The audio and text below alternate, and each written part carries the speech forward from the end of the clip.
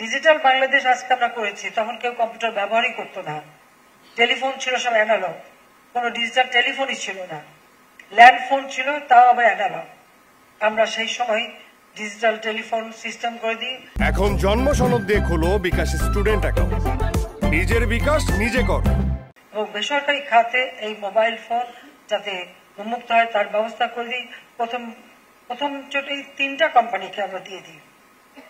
আজকে যে টেলিভিশন, এতগুলি টেলিভিশন, বিভিন্ন ব্যবসা বাণিজ্য সবকিছু আমরা কিন্তু মানে টেলিভিশন, রেডিও, বিমান, হেলিকপ্টার থেকে শুরু করে শিল্প কলকারখানা, প্রত্যেকটা সেক্টরে বেসরকারি খাত যাতে সুযোগ পায় সেটাকে আমি উন্মুক্ত করে দিয়েছিলাম।